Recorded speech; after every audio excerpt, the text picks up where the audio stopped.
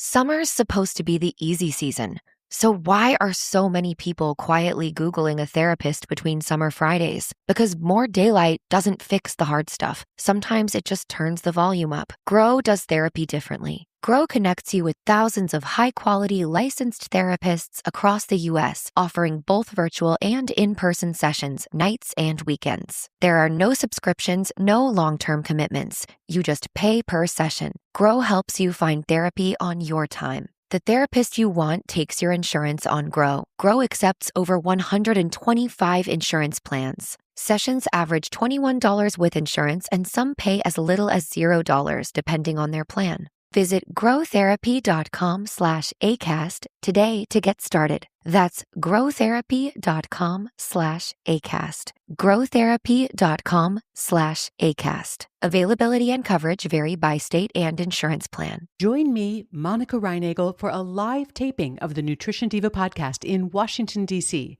On Wednesday, August 19th, we are gathering at the beautiful Friends of the National Arboretum to dive into the science of hydration. We're kicking the evening off with a sunset yoga session, followed by the live podcast recording and an open Q&A. So bring your most burning nutrition and hydration questions. Come for the yoga, come for the show, or do both. A huge thanks to our friends at Liquid IV for making this night possible and keeping us hydrated all evening long. Spots are limited. Grab yours and RSVP now at nutritiondivadc.com.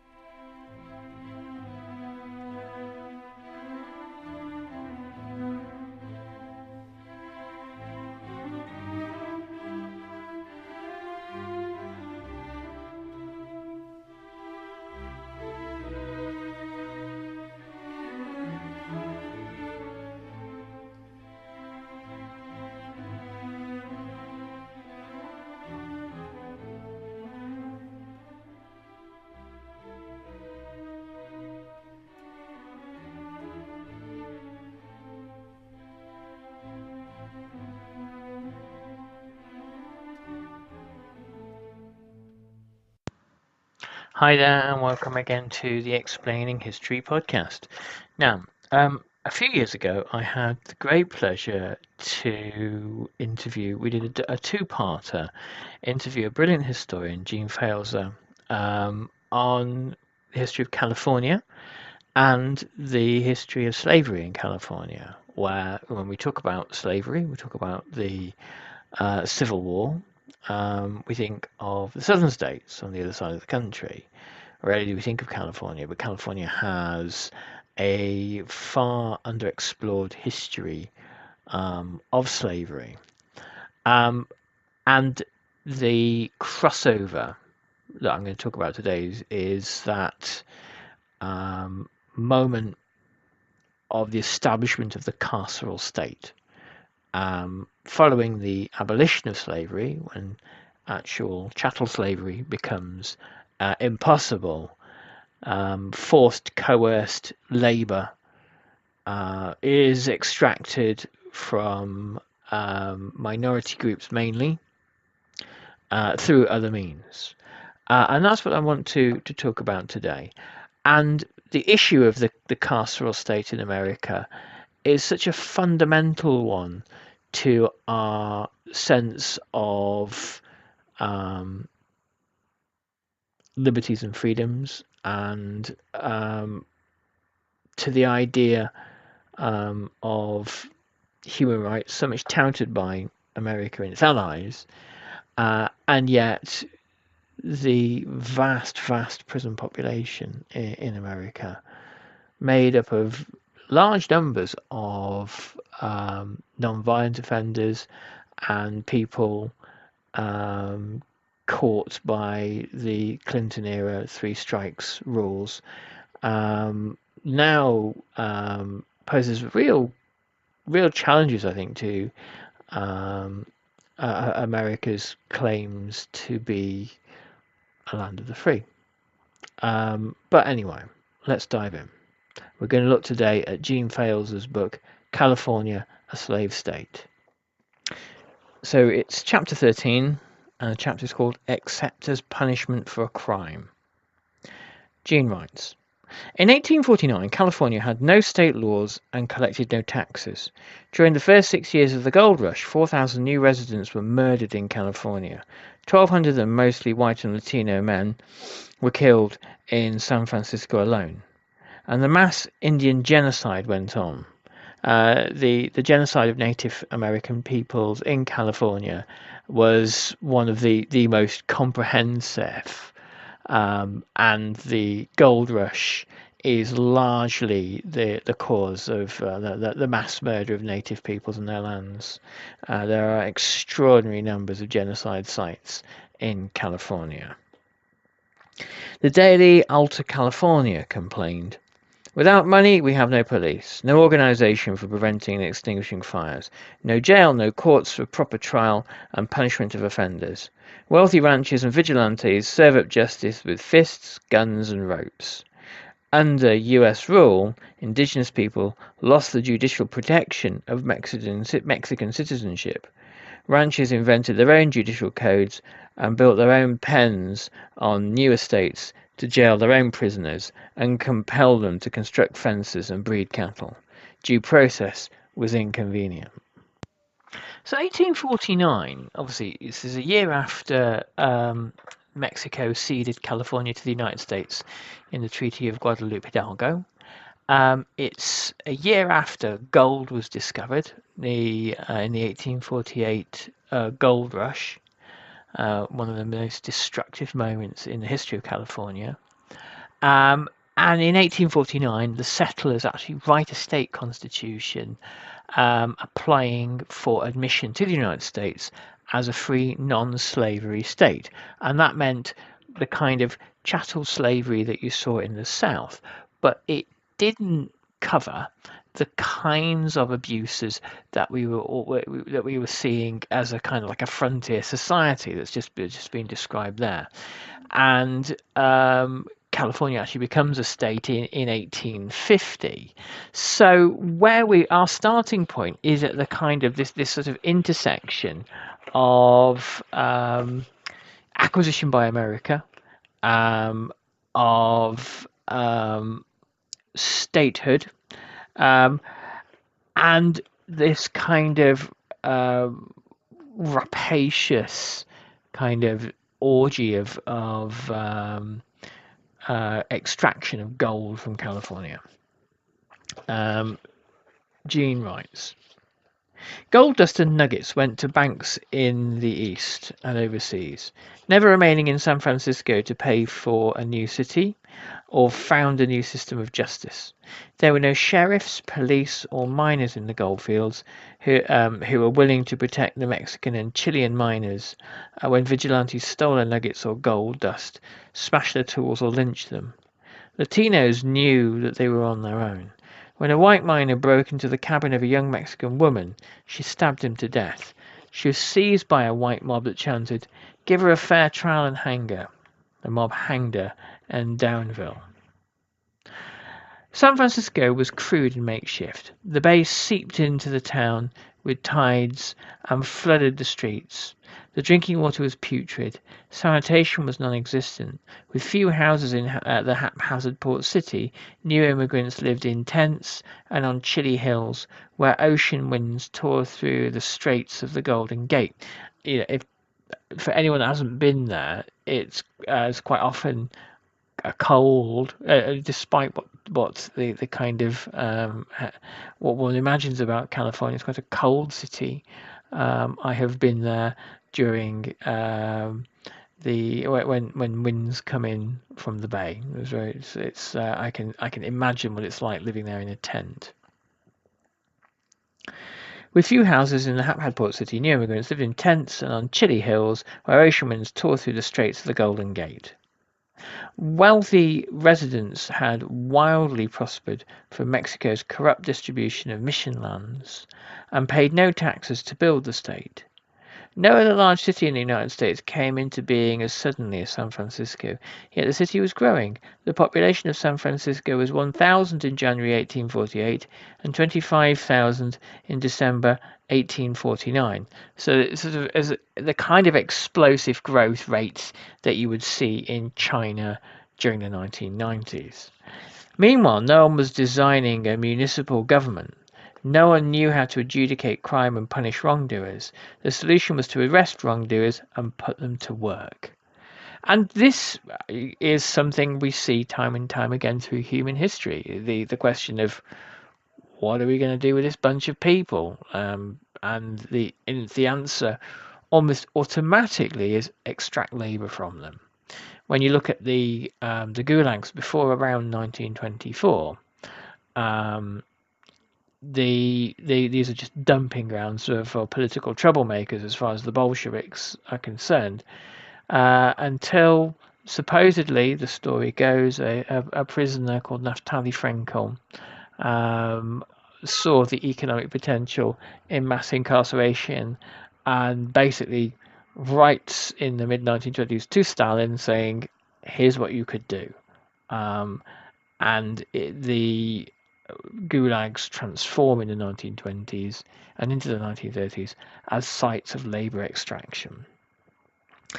In the summer of 1949, the Hounds, a white paramilitary group of veterans from the US-Mexican War, swaggered into the lawless breach with the motto, "We can get away with it." After meeting in a large tent near the City Hotel, they adjourned to hound Chileans out of California and steal whatever they might get from the residents of San Francisco. Wearing old uniforms scrounged up from the war, Hounds paraded around the city plaza on Sunday afternoons, brandishing clubs and loaded pistols. They vowed to rid California of anyone who spoke Spanish. They robbed Latino miners, burst into brothels in the Chilean neighborhood, and raped the prostitutes. Witnesses saw the Hounds shear off the ears of a black man, then rip out the tongue of a Mexican man who dared to confront them. The Hounds elbowed into taverns with revolvers raised, demanding free liquor and food, and seized the customers' money and jewels. They robbed the news stores and destroyed the furniture that had been carried overland from the east. In the summer of 1849, the Hounds demanded that the city pay them for protection against foreigners.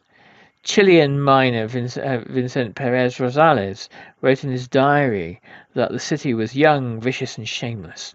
So it was that in 1851, over 200 white merchants, clerks, and workers rose at a mass meeting in Portsmouth Square to form the San Francisco Committee of Vigilance, led by the future city councilman Sam Brannan. The members of the committee organized themselves into self-appointed force of special constables. Poet Stephen John Hartnett named it a gentleman's lynching club. Wealthy merchants donated rifles, and the Committee of Vigilance managed to round up 20 of the Hounds and, in a grand display, marched their captors to the harbour and threw the Hounds down the hatches of the US ship Warren. With no judicial system or secure prison, an impromptu court with a self-appointed judge was called to order and sentenced the leaders of the Hounds to serve 10 years in prison at hard labour. A system of convict labour was in place. In the gold fields, bands of white miners called themselves tribunals and rushed to deliver impromptu justice to men accused of murder, gambling debts, violations of water rights or land claims, theft of shovels and axes, and worst of all, stealing gold dust. It was not uncommon to hang natives for petty pilfering from tent camps. Summer's supposed to be the easy season, so why are so many people quietly Googling a therapist between summer Fridays? Because more daylight doesn't fix the hard stuff. Sometimes it just turns the volume up. Grow does therapy differently. Grow connects you with thousands of high-quality licensed therapists across the U.S., offering both virtual and in-person sessions, nights and weekends. There are no subscriptions, no long-term commitments. You just pay per session. Grow helps you find therapy on your time. The therapist you want takes your insurance on Grow. Grow accepts over 125 insurance plans. Sessions average $21 with insurance, and some pay as little as $0 depending on their plan. Visit growtherapy.com/ACAST today to get started. That's growtherapy.com/ACAST. growtherapy.com/ACAST. Availability and coverage vary by state and insurance plan. Join me, Monica Reinagel, for a live taping of the Nutrition Diva podcast in Washington, D.C. On Wednesday, August 19th, we are gathering at the beautiful Friends of the National Arboretum to dive into the science of hydration. We're kicking the evening off with a sunset yoga session, followed by the live podcast recording and an open Q&A. So bring your most burning nutrition and hydration questions. Come for the yoga, come for the show, or do both. A huge thanks to our friends at Liquid IV for making this night possible and keeping us hydrated all evening long. Spots are limited. Grab yours and RSVP now at nutritiondivadc.com. Parents, have you heard your kids say, "I'm not a math kid"? Well, with Mathnasium, every kid can be a math kid. They customize their math instructions so kids who are struggling are able to catch up and get ahead. And advanced kids are challenged to reach higher. Mathnasium makes math fun, so kids learn to love it. Parents say that Mathnasium has not only improved their kids' grades, it's given them a new level of confidence in math and in school overall. Visit mathnasium.com to find a location near you. A committee of vigilance of 6,000 men held its own trials for the assaults on the Chileans. Sentences include whipping and the deportation of Irish Catholics. On May the 22nd, 1856, the San Francisco Committee of Vigilance lynched James P. Casey and Charles Cora on Sacramento Street. So what we see here is a system of justice, if you can call it that, a system of order, at least, violently establishing itself primarily to protect property rights, which is what police systems in capitalist societies are basically there to do. They're there to protect property rights and to stop people being such unbelievable nuisances that the workings of capitalism, the workings of kind of capital accumulation and extraction are disrupted. The aforementioned Hounds, these former soldiers who, much like the Ku Klux Klan at the end of the Civil War, established themselves to kind of racially police, but also just to kind of to thieve and to act like brigands.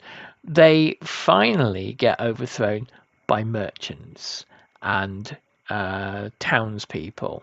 People who are far more established as kind of part of the prevailing economic system, and they are finally viewed as being such a nuisance that they are crushed by the rising power of a kind of a new, more organized and formalized capitalism emerging in California. California was unready for statehood. Helter-skelter, the state lacked any infrastructure to finance or build schools, hospitals, sewage systems. Roads were remnants of ancient Indian trails, and municipal officers took over decrepit Franciscan missions. There were crimes and there were elites, but there were no prisons.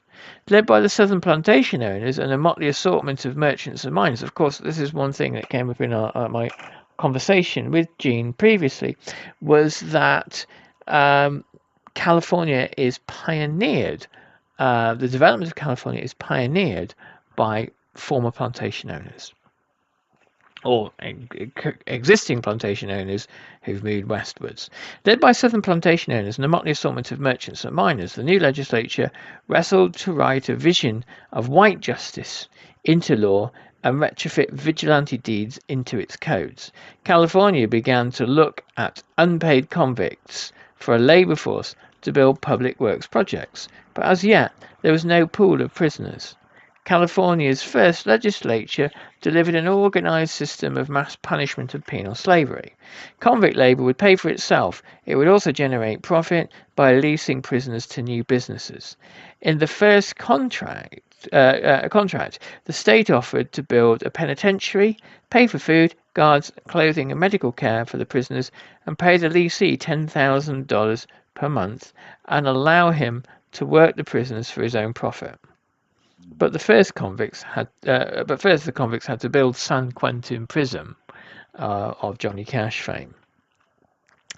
Convict labour offered legal cover wrapped in virtue to deliver an unpaid workforce in a state that would not tolerate slavery.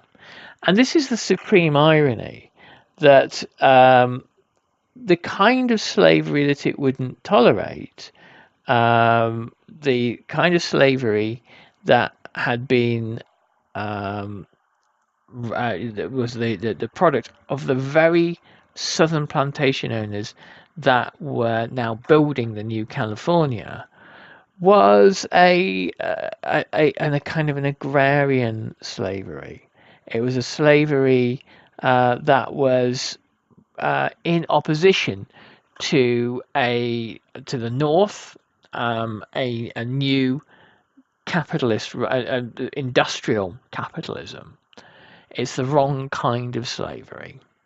It's the issue of slavery and abolition probably meant less to the people we're talking about than the idea that forced labor needs to achieve different things.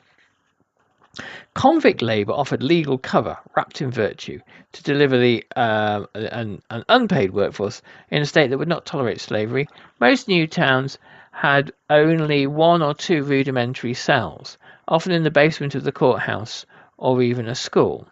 As refined theories of confinement, retribution, and criminal rehabilitation were taking hold in the East, California was building rickety jails, a wooden cabin, an iron door, and a lock, and sending prisoners out to build the state. From the 1850s forward, legions of shackled prisoners shuffled up and down the state, carving roadbeds.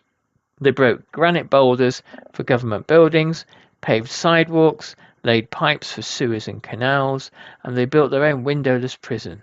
By propagating the mass incarceration of Native Americans, blacks, immigrants, and poor people, the state of California became a high-density slaveholder and prolific slave broker for the cities, the state, and the private farms and factories.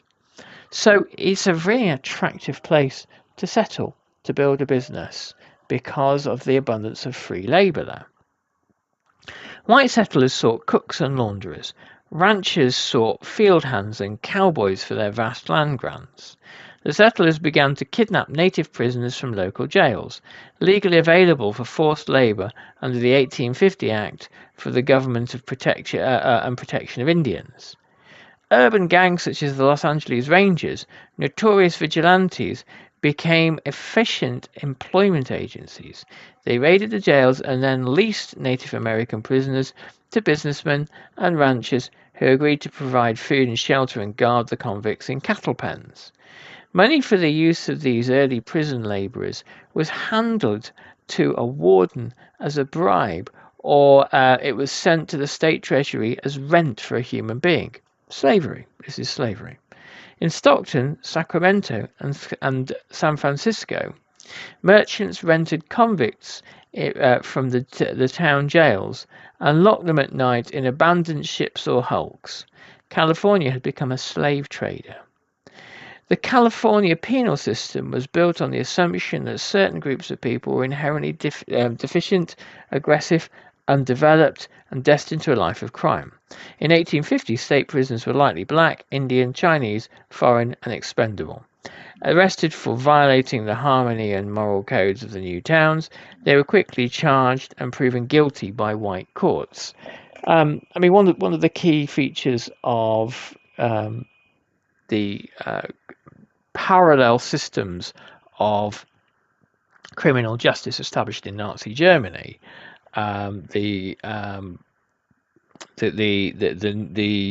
systems designed to bypass the normative structures of law was the idea that there was a racial element to all crime, that a person's racial origins determined the likelihood of them having committed the crime that they were accused of, and at a certain point, it became more important than any or all other evidence. Summer's supposed to be the easy season, so why are so many people quietly Googling a therapist between summer Fridays? Because more daylight doesn't fix the hard stuff. Sometimes it just turns the volume up. Grow does therapy differently. Grow connects you with thousands of high-quality licensed therapists across the U.S., offering both virtual and in-person sessions, nights and weekends. There are no subscriptions, no long-term commitments. You just pay per session. Grow helps you find therapy on your time. The therapist you want takes your insurance on Grow. Grow accepts over 125 insurance plans. Sessions average $21 with insurance, and some pay as little as $0 depending on their plan. Visit growtherapy.com/ACAST today to get started. That's growtherapy.com/ACAST. growtherapy.com/ACAST. Availability and coverage vary by state and insurance plan. Join me, Monica Reinagel, for a live taping of the Nutrition Diva podcast in Washington, D.C. On Wednesday, August 19th, we are gathering at the beautiful Friends of the National Arboretum to dive into the science of hydration. We're kicking the evening off with a sunset yoga session, followed by the live podcast recording and an open Q&A. So bring your most burning nutrition and hydration questions. Come for the yoga, come for the show, or do both. A huge thanks to our friends at Liquid IV for making this night possible and keeping us hydrated all evening long. Spots are limited. Grab yours and RSVP now at nutritiondivadc.com. Convicts helped fuel California's breakneck growth in agriculture and manufacturing. Their involuntary labor readied an economic colossus. From virtually the moment of statehood in 1850, private businesses built financial empires by leasing or just appropriating unpaid prisoners, selling their products and subcontracting their services, while California taxpayers provided food, cells, and surveillance. The prison as business model gave legitimacy to the young marriage of human bondage and merchant capitalism. In 1851, San Francisco had grown from a Spanish fort and cow town built for the trade in cattle hides, which were drenched, stenched, and dried for boots and saddles. The rough-hewn waterfront boomtown was now a thriving commercial and residential hub of 34,000 people. Construction quickly drove the city to a $30,000 debt, almost $2 million today. The only place to incarcerate thieves, murderers, and rapists was in the basement of the old city hall. The cheapest way to handle a prisoner was to hang him. Away with all mock sentimentality and false mercy, wrote the Daily Alta California in 1851. The city purchased iron to forge balls and chains for the prisoners who built San Francisco in conditions akin to slavery, or actually slavery. The Eighth Amendment bans cruel and unusual punishments that violate standards of decency that mark the progress of a maturing society. Did the founders anticipate the blistering pain endured by men and boys chained together, dragging iron links soldered to shackles about their ankles? Was this medieval contraption a fair punishment for crimes such as pickpocketing or petty theft? Regardless, the noisy clatter and drag of the heavy metal was another way to generate money for the impoverished state. Rarely did the punishment fit the crime. Ankle chains rattled as convicts crushed granite to pave the streets of gold-rush San Francisco. Shuttles screamed as prisoners stood silent, working for 12 hours at looms in a jute mill inside San Quentin prison. sitting behind rows of industrial sewing machines at the Richard J. Donovan Correctional Facility in the Wajir Desert, convicts clapped "Made in Honduras" labels off cotton T-shirts as armed guards patrolled from a mezzanine overhead. Clipped. From 1850 to the present, California's penal system has been an organized grid of forced labor sites. Crime paid to the state of California, private factories, and the prison industry itself. When an insatiable need for labor arose in California, prisons begat prisons in an unending and profitable system of coerced labor. In cruel symmetry, crime and punishment also reproduced notions of white order and ethnic disorder. The 13th Amendment that abolished slavery contained a crucial concession, except as a punishment for crime. That exception would move California from the widening periphery of a global economy towards its powerful center. Each empire that reigned over California added bricks to build a carceral state. On April the 25th, 1851, the legislature passed a law to allow private lessees to run a prison system for the new state. Okay, so I'm gonna finish there, but there's so much more to say, and it has such a huge contemporary relevance. None of this ever went away. The American prison system runs in an entirely similar fashion, and the for-profit prison system extracts labor for free or at an almost zero cost from captive inmates. So it raises these huge questions about what we refer to as free societies, and the extent to which America can be seen as one. Anyway, I'll leave you there, and more on that soon. Bye-bye.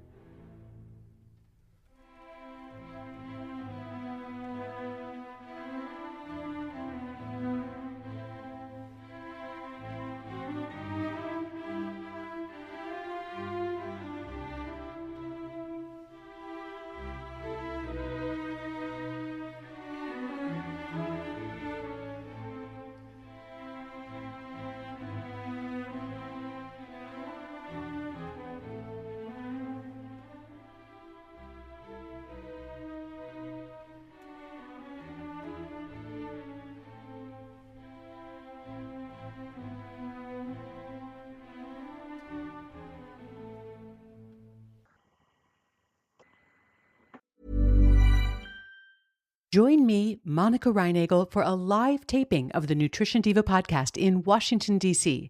On Wednesday, August 19th, we are gathering at the beautiful Friends of the National Arboretum to dive into the science of hydration. We're kicking the evening off with a sunset yoga session, followed by the live podcast recording and an open Q&A. So bring your most burning nutrition and hydration questions. Come for the yoga, come for the show, or do both.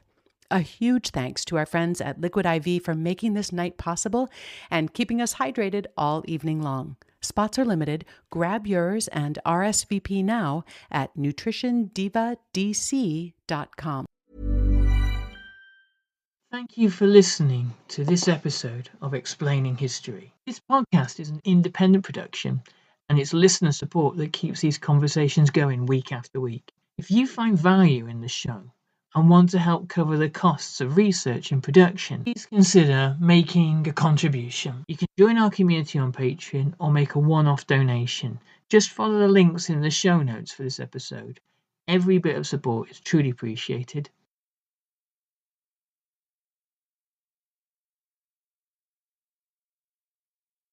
Thanks again for listening.